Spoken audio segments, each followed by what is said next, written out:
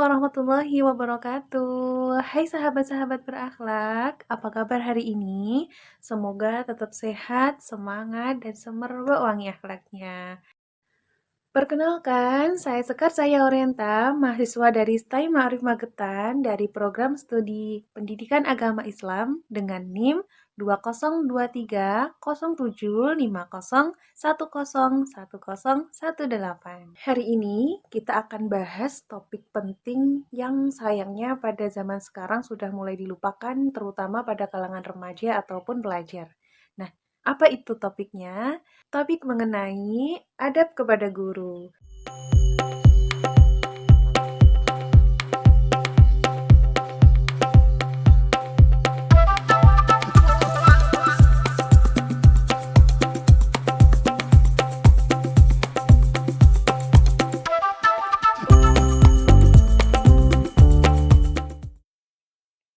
Apa itu adab dan akhlak? Adab itu bisa kita artikan sebagai sikap sopan yang terlihat dari cara kita bertindak. Misalnya, ketika guru datang, kita menyapa dengan salam, duduk dengan rapi, dan tidak memotong pembicaraan. Sedangkan akhlak adalah sifat dalam hati kita, jadi adab itu bagian dari akhlak yang terlihat. Orang yang punya adab baik akan disukai banyak orang dan dihormati. Meskipun ia belum tahu banyak, tapi orang yang pintar kalau tidak beradab, ya tidak akan bisa jadi teladan. Iya atau enggak? Definisi adab, apa itu? Nah, adab itu bukan sekedar sopan formalitas ya, tapi akhlak mulia yang muncul dari hati. Adab kepada guru adalah kunci agar ilmu bisa masuk dengan berkah.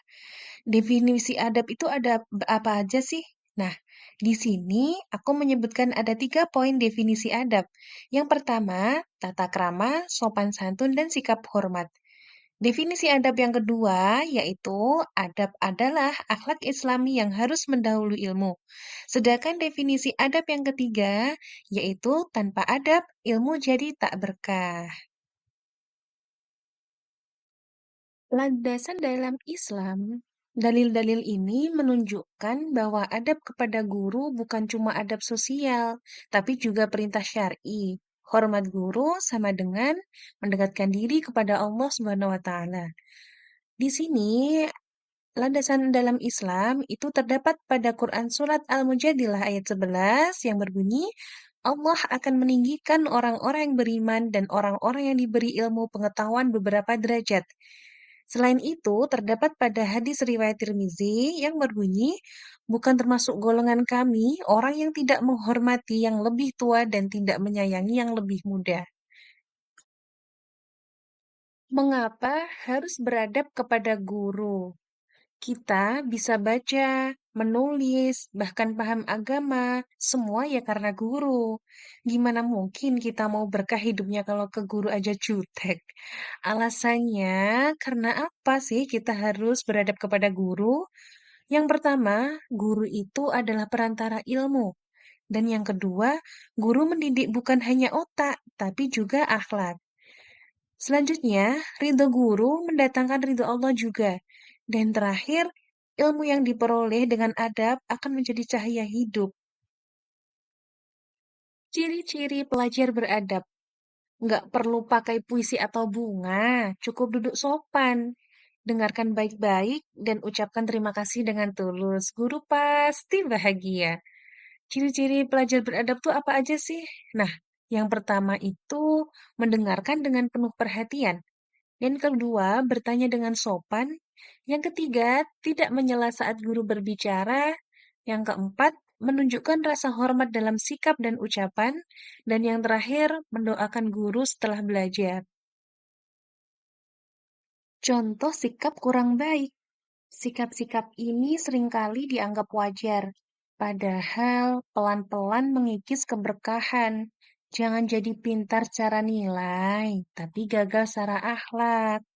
Nah, contoh sikap kurang baik itu ada beberapa poin. Yang pertama, menyepelekan penjelasan guru.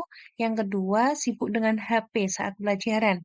Yang ketiga, menyindir guru di medsos. Yang keempat, membantah dengan nada tinggi. Dan yang kelima, tidak mengucapkan salam saat bertemu. Teladan ulama, salah satunya Imam Syafi'i. Imam Syafi'i sangat hormat kepada gurunya, bahkan tidak berani menyentuh buku keras-keras saat berada di hadapan beliau.